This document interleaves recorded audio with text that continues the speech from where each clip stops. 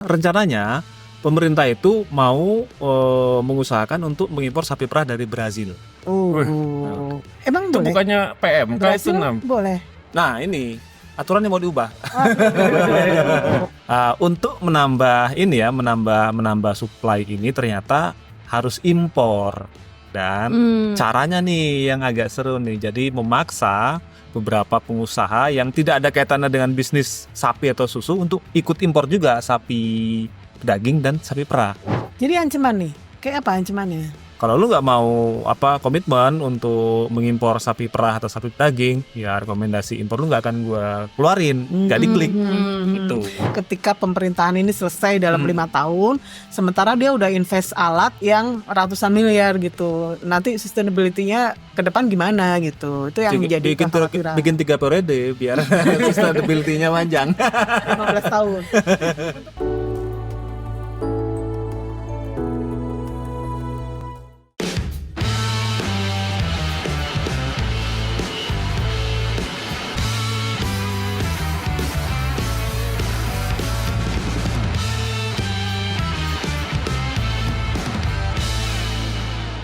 Halo, balik lagi dijelasin dong bareng aku Findri Florentin. Dan saya Herul Anam. Retno. Saya Mamang Sesak.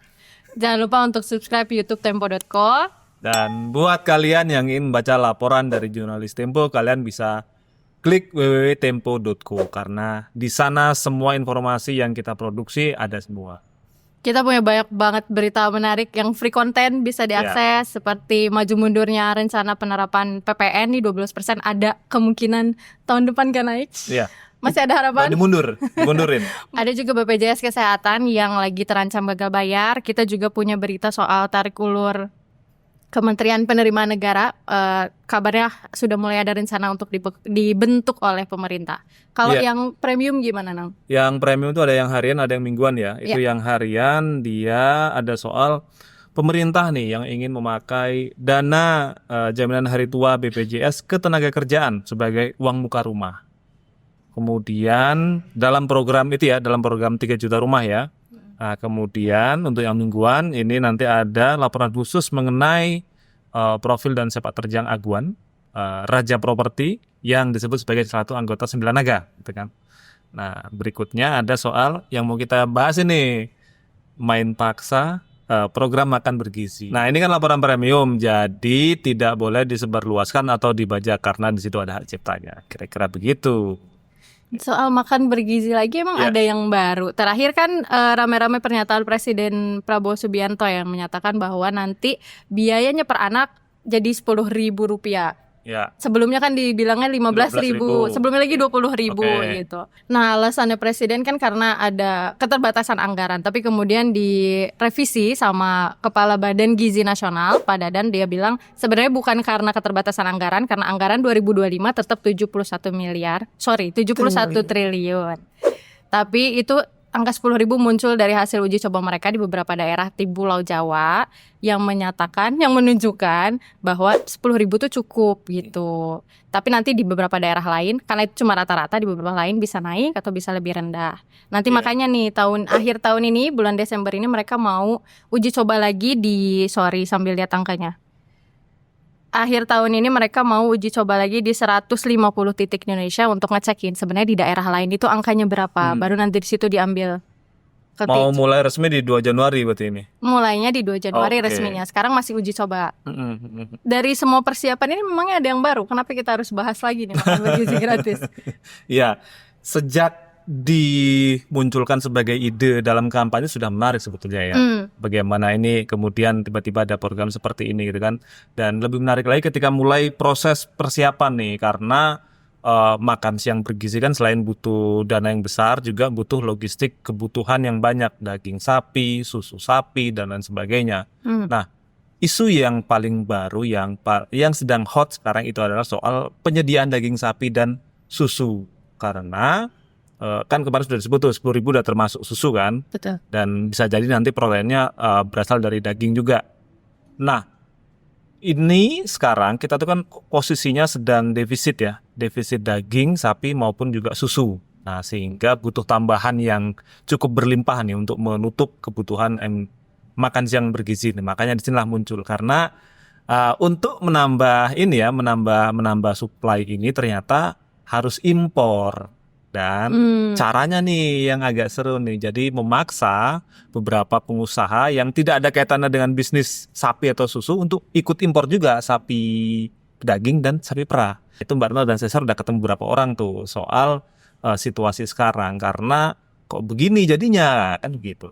Oke, sebelum masuk ke paksa memaksa tadi, kayaknya kita butuh penjelasan nih kira-kira seberapa rumit sih logistik untuk makan siang bergizi ini dan kira-kira seberapa penting posisinya tadi ada dua komoditas itu daging dan juga susu ini dalam program ini. Kebutuhan utamanya sebenarnya di susu ya. Kalau daging kan nggak wajib tuh. Masih banyak sumber protein hewani yang lain gitu kayak telur, tempe, tahu, Ikan. ya ikan juga. Tapi kalau susu kan tidak tergantikan gitu. Mau pakai susu sapi atau susu domba, tapi wajib susu gitu. Ikan. Nah masalahnya kita tuh kan belum bisa memenuhi dari dalam negeri gitu. Dari total kebutuhan kita berapa sih? Ya, kebutuhan nasional itu 4,7 juta ton di tahun ini ya. Itu untuk reguler kan? Untuk semuanya, belum tambahan makan bergizi. Belum di luar MDG ya. Nah, itu kita baru memenuhi itu di bawah 1 juta ton. Dan di 2029 itu kan diprediksikan kebutuhan nasional itu 8,6 juta ton ya. Dengan makan bergizinya itu 3,6 juta ton gitu. Jadi masih jauh lah itu dari kebutuhan. Sementara produksi dalam negeri kita cuma Ya, di bawah sekitar 20% dari total kebutuhan itu. Jadi bisa dibayangkan gapnya kebutuhan masih Jauh. banyak banget gitu. Nah karena itulah kita diminta mendatangkan, semualah diminta terlibat untuk mendatangkan memperbanyak populasi sapi perah gitu. Ya. Untuk meningkatkan produksi dalam negeri gitu. Kenapa? Supaya ada added value ya kalau di dalam negeri gitu ya. Ada pekerjaan tambahan menyerap tenaga kerja gitu. Beda dengan kalau kita langsung impor susu gitu kan. Jadi ya. Jadi semua perusahaan swasta diminta untuk terlibat mendatangkan sapi perah ini. Bahkan targetnya dulu sempat ada target 1 juta ekor. Tahun ini harus masuk ya. Iya. Ya. Tapi kayaknya belum, sampai hari ini belum ada realisasi itulah. Tapi kalau soal kebutuhan Mbak ya dan juga kapasitas produksi kita, kemarin kan sempet tuh susu dibuang-buang. Padahal katanya tadi kebutuhannya kita masih kurang gitu. Itu kok ini ya kayak apa namanya? Kontradiktif ya. Kontradiktif. Ya betul. Sempat ada peristiwa mandi susu. Iya. Oh, pernah mandi susu loh. kembang gua. Iya. Tengah malam. Ya, peristiwa susu dibuang, susu bahkan ada yang dipakai mandi tuh ya di Boyolali. Itu sebenarnya lebih terjadi, itu kasuistik ya, terjadi di Boyolali di Jawa Tengah sama di Jawa Timur di Pasuruan tepatnya. Di sentral lain relatif nggak ada. Jadi kayak misalnya di Jawa Timur ya, di Malang tuh nggak ada peristiwa itu. Di Jawa Barat juga kemarin Jawa Barat, kita kontak beberapa koperasi itu nggak ada yang kayak gitu. Lembang, Pengalengan juga nggak terjadi itu gitu. Jadi kenapa sampai terjadi pembuangan susu gitu ya? Itu kita dapat informasi bahwa susu mereka itu, susu hasil peternak ini tidak terserap oleh industri. Jadi memang ada ketergantungan di sini ya dalam rantai produksi itu.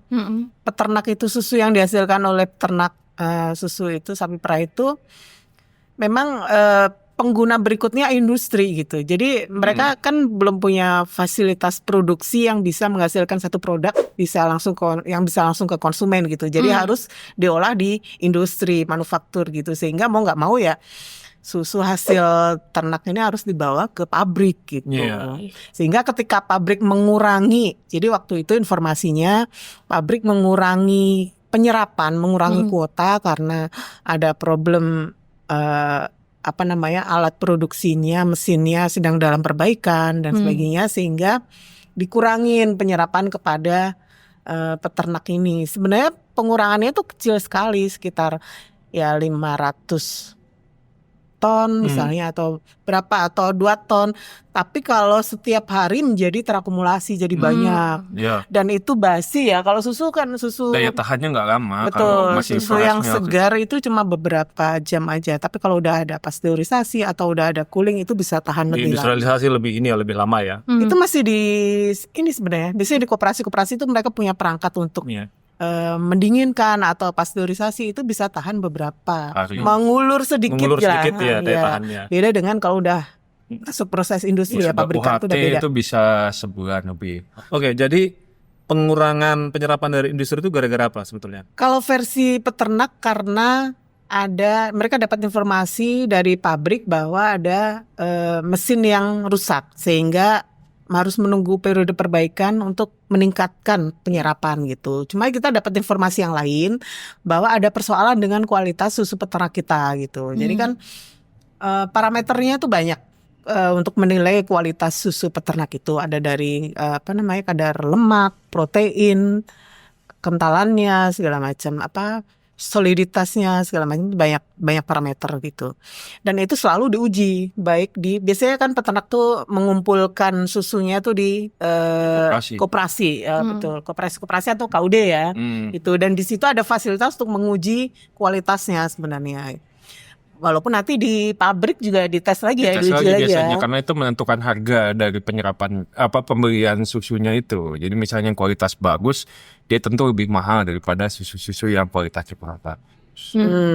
Nah, jadi kembali lagi kita dapat info bahwa kualitas susu peternak itu kurang bagus belakangan sehingga industri ini mengurangi penyerapan gitu loh. Dicampur air, dicampur pengawet atau dicampur apa?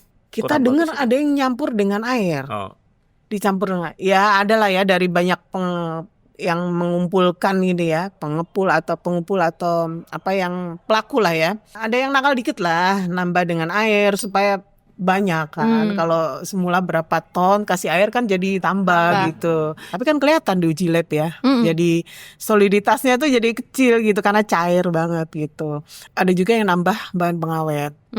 Biar Lifetime-nya lebih panjang ya, karena belum terserap tadi. Nah, karena faktor-faktor itu ketahuan waktu uji di pabrik gitu. Itu yang kabarnya mempengaruhi industri dalam penyerapan susu. Ya, berarti di luar kasus tadi yang mandi susu, tetap akan ada peningkatan proyeksi ya, peningkatan demand susu untuk memenuhi kebutuhan Iya. Dan memang kalau sekarang itu kita ngobrol dengan teman-teman koperasi itu banyak sapi-sapi perah di Indonesia yang kena penyakit mulut dan kuku kemarin. Akhirnya banyak kandang di koperasi-koperasi ini yang kosong gitu ya, sehingga produksinya tentu kena dampak tuh. Itu sekitar 67.000 ya Mbak ya yang kosong gitu. Sehingga itu pasti nanti begitu ada peningkatan demand tadi, nah dia memang harus peternak-peternak ini akhirnya harus menambah lagi tuh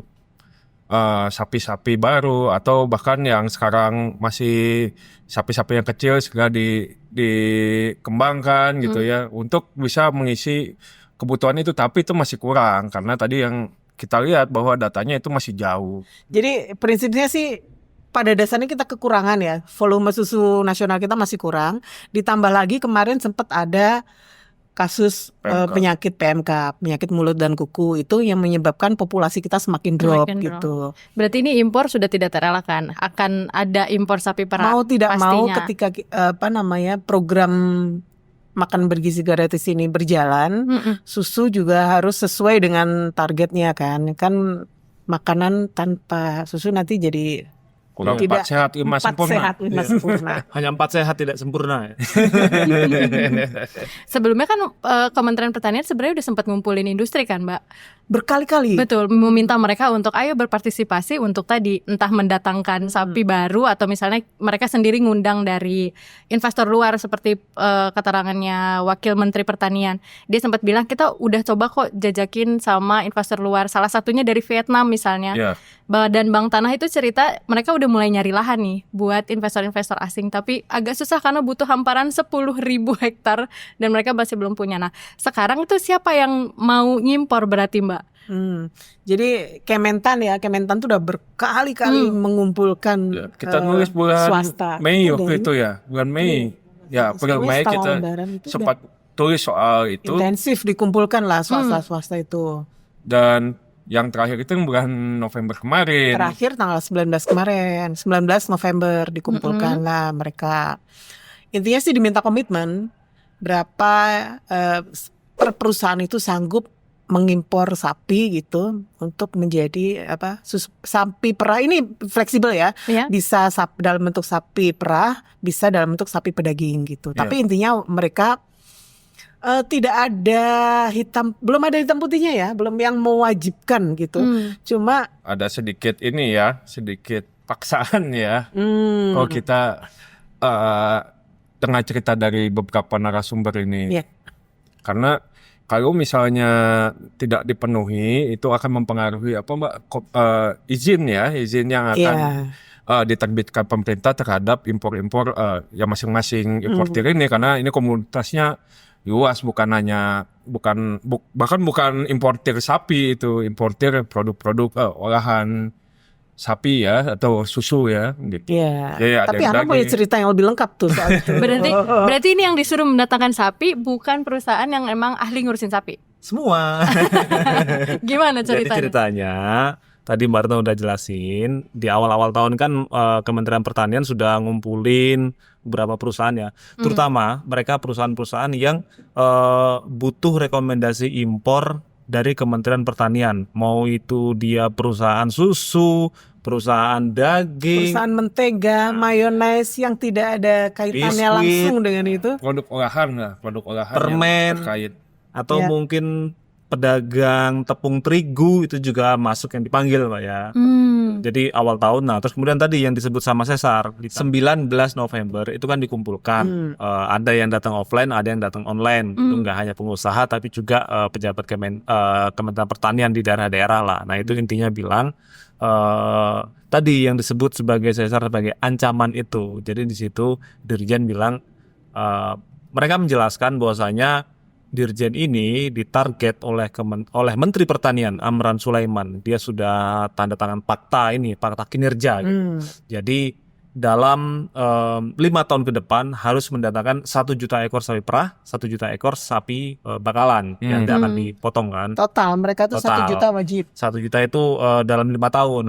Betul, Nah, long term, nanti dicicil selama setahun 250.000 per ini ya per tahun gitu. Nah, terus kemudian gimana nih caranya untuk memenuhi targetnya Menteri Pertanian ini? Karena itu untuk memenuhi program MBG kan, makan siang bergizi. Jadilah akhirnya di situ Dirjen bilang, ya kalau ngandelin APBN nggak sanggup, pemerintah nggak sanggup untuk mendatangkan sapi ratusan ribu ekor itu gitu kan. Akhirnya siapa yang kena? Ya pengusaha-pengusaha tadi tuh, importer-importer yang selama ini membutuhkan rekomendasi impor dari Kementerian Pertanian. Nah terus soal paksaan tadi, memang tidak ada hitam putih di sana. Maksudnya surat misalnya, kalau misalnya Anda tidak bisa memenuhi, tidak punya komitmen, nanti akan dihukum begini-begini, enggak. Jadi ancaman nih, kayak apa ancamannya? Ya di situ Dirjen bilang mereka akan terus mengevaluasi program ini kan untuk siapa saja yang akan mendatangkan atau mengimpor sapi perah dan sapi daging. Ngomongnya begini, kami akan menerbitkan rekomendasinya. Nah, rekomendasinya itu adalah impor. Rekomendasi impor untuk pengusaha-pengusaha ini apabila ada dukungan dari para pelaku usaha tersebut. Jadi si importer. Jadi Artinya kalau bisa jadi nggak dikeluarkan rekomendasi gitu. ya, dan beberapa pengusaha importer yang cerita kita juga bilang begitu. Ya, itu bentuknya. Jadi kalau lu nggak mau komitmen untuk mengimpor sapi perah atau sapi daging, ya rekomendasi impor lu nggak akan gua keluarin, nggak diklik. Itu. Jadi emang swasta ini semua bergantung ya, ada ketergantungan terhadap Kementerian Pertanian dalam hal perizinan ya. Jadi mau nggak mau ya harus manut gitu ya. Apalagi kalau udah jadi panglima pangan ya.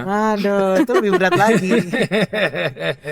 Beberapa hari sebelum rapat itu kan juga dikumpulkan dengan koperasi-koperasi yang berpeluang menjadi mitra ya. Ini kita udah sempat ngobrol tuh dengan beberapa koperasi, mereka diajak juga ke Kementan.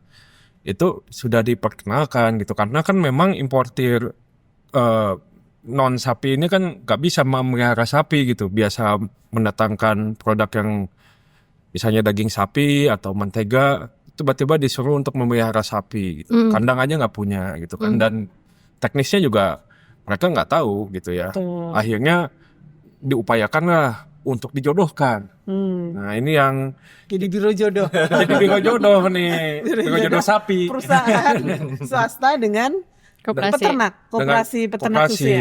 gitu ya. Jadi misalnya koperasi kan ada yang tadi kandang-kandang yang kosong karena PMK. Jadi dia bisa menampung lah gitu ya. Misalnya di gabungan koperasi susu Indonesia itu mendata ada sekitar 60 ribuan, 67 ribu ya. Yang Kapasitas yang kosong. itu dia bisa serap gitu ya. Terus di KPBS misalnya itu kan sekitar 1000-an ya. Itu bisa serap karena itu kosong karena sebelumnya diisi tapi ada PMK jadi mati. Nah, tapi artinya kan itu masih di bawah kapasitas itu, di bawah yang akan didatangkan. 1 juta kan? Iya. Nah, dan mereka ini masih belum menyepakati bagaimana skema kerjasamanya. Apakah nanti misalnya dititip sapi terus biayanya dari siapa, terus nanti dia dapat apa gitu ya. Walaupun seperti KPBS mengajukan ya 20 80 untuk peternak, hasilnya 20 nanti dibagi 2 antara KPBS Koperasi Peternak Bandung Selatan dengan ya si importir ini gitu, mau apa enggak gitu. Karena itu yang ditawarkan. Ada lagi skema-skema yang lain yang masih belum jelas sampai sekarang dan memang belum ada yang akhirnya menandatangani kontrak antara dua ini. Tapi bahwa dia sudah dikumpulkan tuh beberapa kali bahkan si peternak ini dikumpulkan untuk bisa dijodohkan gitu. Ya, jadi memang sebelumnya pemerintah Kementan ini berjanji akan juga menyediakan lahan. Betul.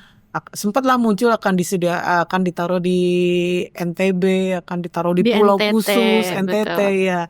Tapi ujung-ujungnya di pertemuan terakhir itu angkat tangan. Ya karena Lahan tidak disediakan. Karena kan sapi ini butuh lahan yang khusus gitu ya. Lahan yang luas, yang area hijauannya itu juga masih memenuhi syarat, masih layak gitu, nggak sekedar lahan aja gitu. Karena cuaca juga berpengaruh. Butuh juga lahan untuk menanam rumput misalnya. Karena kalau misalnya beli kan mahal jelas. Jadi itu nggak hanya ada yang impor loh. Ya bahkan ada yang impor kan untuk bisa pemenuhan si percaya nggak? Pakan ternak rumput itu impor. Ya. Makanya si teman-teman koperasi ini ketika dibilang, saya nanya juga ya, emang bisa nggak kalau misalnya nanti didatangkan 1 juta terus teman-teman yang ekspansi gitu ya untuk bisa menampung jutaan ekor sapi baru ini, mereka juga angkat tangan juga, wah di mana gitu ya, misalnya di Lembang kedatangan sebanyak itu mau di mana, Pangalengan mau di mana, karena ya kapasitasnya mereka ini terbatas gitu, apalagi peternaknya juga jumlahnya kan juga berarti harus ditambah dong kalau misalnya nanti kedatangan sapi baru, dan mereka merasa kalau yang misalnya ratusan ribu ekor, ya itu kapasitasnya perusahaan sebenarnya gitu ya, seperti yang di Indonesia sudah ada gitu, yang memang perusahaan yang memproduksi produk-produk susu dan turunannya gitu. Perkembangan terbaru nih, perkembangan terakhir itu sebenarnya sudah disampaikan sama Kementan, Dirjen Peternakan tadi ya di rapat tanggal 19 November itu. Jadi di situ disampaikan ternyata pemerintah bukan menyediakan lahan, tapi mencarikan. Jadi mendata gitu kan. Kira-kira lahan mana nih yang cocok untuk dijadikan perkebunan besar gitu kan. Betul. Ada beberapa lokasi yang memang itu akan disetting atau diupayakan untuk menjadi integrated farm atau peternakan terintegrasi yang skala besar. Tapi lahannya layak nggak tuh? Nah itu dia, itu soal belakangan, yang penting ada HGU-nya dulu kan. Maklar juga ya berarti ya. Punya pemerintah memetakan ini ada lahannya di sini ada di Kalimantan Tengah, Sulawesi Selatan dan lain sebagainya. Jadi itu bukan pemerintah yang nyariin, tapi pemerintah memetakan, nanti silakan investor yang akan menjalankan, apakah itu nanti dia sewa dan segala macam, itu urusan belakangan lah. Biro jodoh juga, udah biro jodoh sapi tadi kayak peternak ini biro jodoh mencarikan lahan juga gitu ya. Jadi tapi itu lahan kosong apa udah jadi milik kepemilikan pihak lain gitu. Nah, itu perlu didetailkan lagi karena yang baru dipetakan adalah luasnya berapa, di mana, dan potensinya bisa dijadikan peternakan bisa. Tapi nanti soal status lahan dan sebagainya itu perlu pendalaman lagi, Bu. Termasuk juga ini belakangan setelah mereka Kementerian Pertanian ini mendalami ya ternyata program ini, itu mereka menyiapkan 2 opsi. Opsi yang pertama adalah soal kemitraan tadi. Nah, kemitraan itu disiapkan untuk tadi Mbak, industri-industri atau importer yang dia nggak punya bisnis di sapi perah, gitu, dan nggak punya bisnis di sapi pedaging. Jadi ya udah, lu nggak punya bisnis ya, tapi lu harus tetap komitmen. Dicarikanlah itu Tetap mitra-mitra ujungnya itu. wajib komitmen. Tetap ujungnya wajib komitmen itu. Sementara yang kedua, opsi kedua adalah siapa yang nanti mau untuk berinvestasi di peternakan terintegrasi nanti. Nah, itulah yang disediakan nanti yang ribuan hektar itu. Nah, ini yang kabarnya janjinya Kementerian Pertanian akan didorong menjadi PSN gitu. Proyek strategis nasional Proyek strategis ya. nasional. Jadi janji yang awal misalnya akan dicarikan lahan, dicarikan pembiayaan, disediakan off-takernya, kemudian dicarikan fasilitas lain-lain. Ternyata belakangan setelah didetilkan, ya mungkin dorongannya jadi PSN itu saja. Banyak ya janjinya. Dulu di awal sempat ada janji juga Apa? mau dicariin pembiayaan, dijodohin sama perbankan. Ternyata nggak ada. Udah kayak caleg juga ya, janji-janji mulu ya. Banyak janjinya. Tapi sebetulnya ada loh masukan yang menarik dari kalangan industri ini. Jadi sebetulnya tanpa dipaksa pun, kalau misalnya pemerintah bisa menyediakan atau merancang kebijakan yang lebih komprehensif gitu ya, tanpa dipaksa pun mereka mau loh untuk investasi untuk peternakan sapi perah. Karena apa? Ada quote unquote jaminan demand yang bertambah dari program makan siang bergizi. Pertama dan stabil. Ya, stabil kan. Katakan 5 tahun ya, pasti ada off-takernya lah, walaupun nanti secara harga mereka bisa negosiasi ulang gitu. Nah, cuman ternyata yang ditempuh oleh Kementerian Pertanian ya ini program yang pengen cepat aja. Ya udah ada importer yang setiap hari butuh ini kan, butuh rekomendasi impor, ya udah mereka aja lah gua paksa jadi ini untuk impor sapi perah dan segala macam. Jadi nggak natural ya, nggak natural bisnis gitu. Betul. Ya, di satu sisi memang untuk bisa berinvestasi ini kan nggak cukup cuma 5 tahun ya, jaminan off-takernya itu ya. Makanya kayak koperasi juga, ya dia kalau fresh milk dia mau gitu, tapi kalau disuruh bikin pabrik, tunggu dulu gitu. Gua harus keluar ratusan miliar Untuk 5 tahun perangkat aja. ini ya, Ya, untuk bisa bikin membuat- UHT. ya. Setelah kita investasi jaminannya hanya 5 tahun gitu. Nah, Sementara betul. belum tentu setelah itu demand-nya setinggi itu gitu kan. Jadi khawatirannya ketika pemerintahan ini selesai dalam 5 tahun, sementara dia udah invest alat yang ratusan miliar gitu. Nanti sustainability-nya ke depan gimana gitu. Itu yang menjadi kekhawatiran. Bikin 3 periode biar sustainability-nya panjang. 15 tahun. Untuk investasi alat nih harus minimal 20 tahun ya katanya. Ya. Iya, betul. Kalau Jadi dia- bikin 4 periode nih. Nggak bisa 3 periode. Tapi kalau ini ya, ini kan jadinya terkait juga dengan logistik makan siang bergizi kan. Betul. Kalau misalnya kemarin konsep yang dulu adalah lokalisasi bahan pangan, sepertinya model tadi sapi perah, sapi susu yang kayak model apa tadi itu, yang nggak harus industrialisasi tapi dia di daerah-daerah kecil-kecil itu kan sebenarnya bisa jalan kalau kayak gitu ya, Sir ya. Betul ya. Ini memang skemanya ya. Jadi gua kemarin juga sempat ngobrol sih, nanya ke Pak Dadan ya, kita via WA. Pak Dadan Kepala Badan Gizi Ya, Nasional. Pak Dadan maksudnya. Hindayana ya, Kepala Badan Gizi Nasional Kan tentu. Mang Dadan ya. Ya bukan Mang Dadan, ya, itu Pak Dadan. Prof Dadan. Prof Ya. Dadan. Jadi sebenarnya bagaimana sih gitu ya skemanya si makan bergizi ini? Nah, Prof Dadan ini menjelaskan bahwa nantinya Badan Bergizi Nasional ini akan mengoperasikan satuan pelayanan makan bergizi. Jadi dari dapur umum sampai ke nanti misalnya sekolah-sekolah gitu. Tapi ada lahan-lahan yang bisa digarap oleh non pemerintah, misalnya swasta, koperasi maupun badan usaha milik desa. Nah itu misalnya untuk penyiapan infrastruktur, jadi membangun dapur umum misalnya gitu ya, dan pengadaan bahan baku gitu. Itu yang koperasi tadi, misalnya koperasi susu menyediakan susu gitu ya. Lalu nanti ada koperasi unit desa yang bawahnya misalnya kelompok tani, maka dia bisa menyuplai bahan-bahan sayur gitu sayur ya. mayur gitu ya. Dan selain itu swasta-swasta juga bisa masuk. Nah, di sinilah yang mulai banyak kan swasta-swasta yang muncul bikin pilot project, uji coba. Misalnya 2 perusahaan teknologi bidang ojek online, Goto Group ya. Goto Group Sama sama Grab. Nah, ini dua-duanya nih udah mulai bikin Ikut pilot juga. project, ikut juga gitu. Karena memang berdasarkan, jadi mereka bikin uji coba masing-masing di lokasi yang berbeda-beda ya. Ini di catatan gua, kalau Grab itu tiga kota. Itu di Kulon Progo, Kebumen, dan di Sulawesi Utara ini Langowan ya. Dan kalau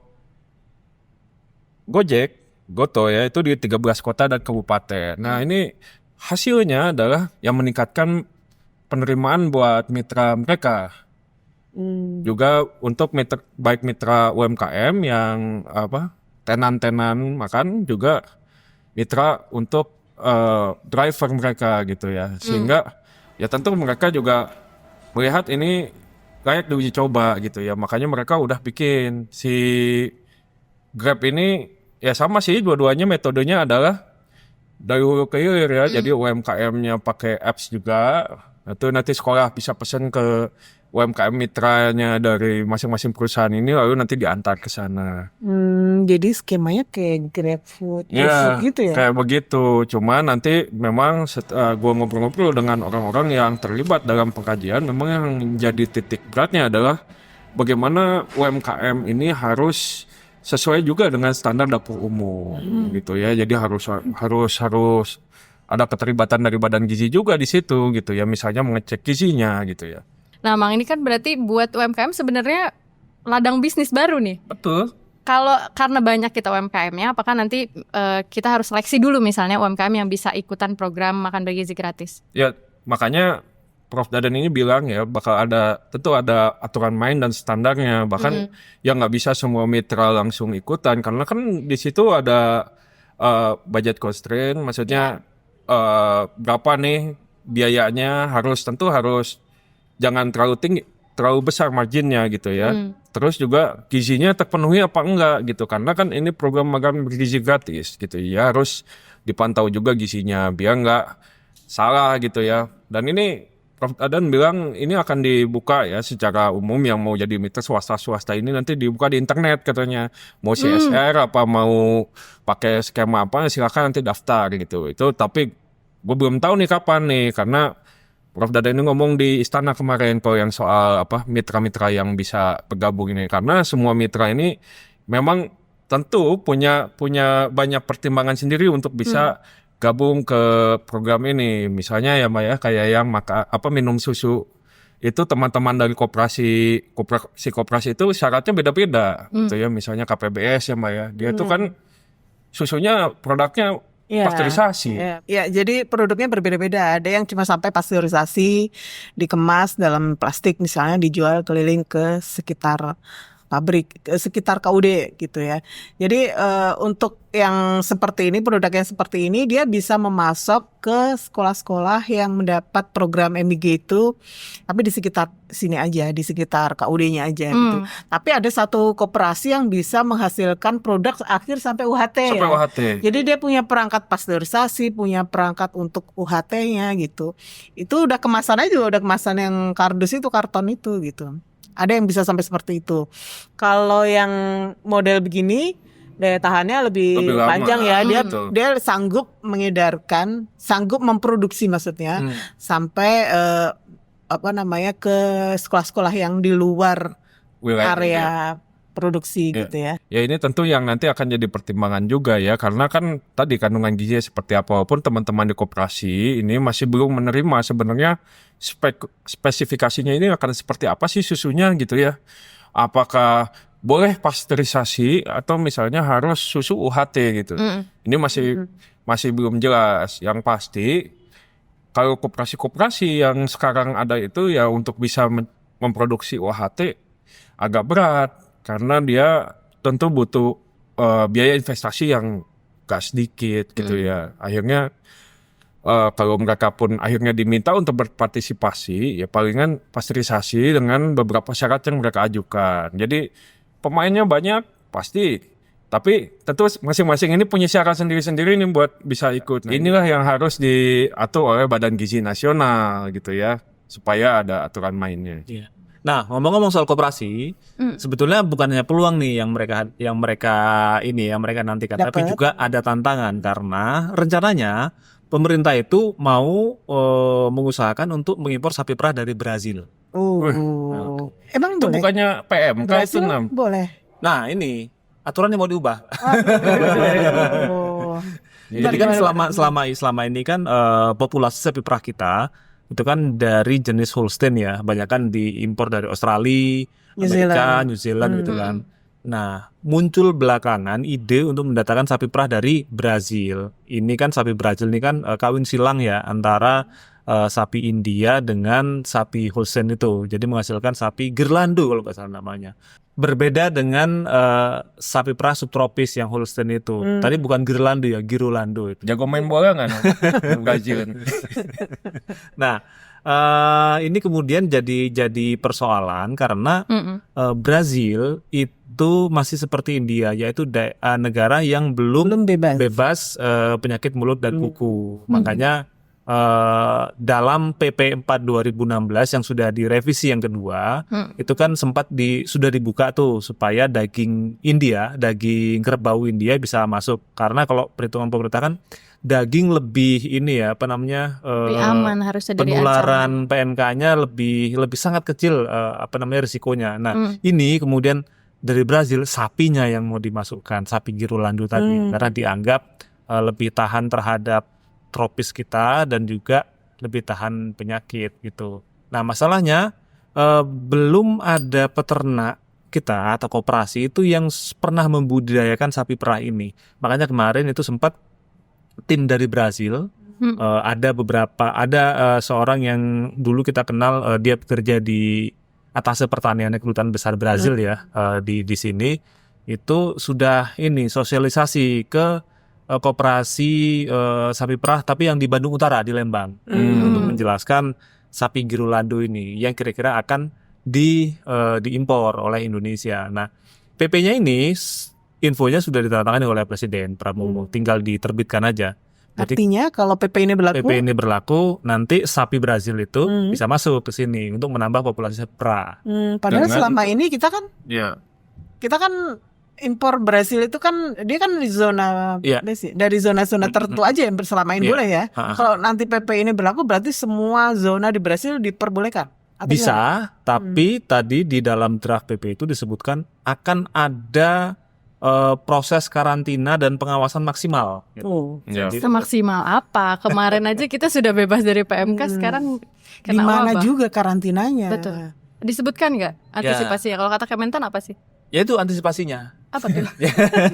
Jadi proses karantina yang sangat ketat dan juga dari sini nyampe ke sini, dari Brazil sampai ke sini di karantina, terus kemudian pokoknya ada berbagai upaya untuk mencegah supaya sapi yang masuk itu tidak membawa penyakit tadi. Itu kenapa pengen badan karantina masuk lagi ke Kementannya itu Panglima ya. Oh ya betul.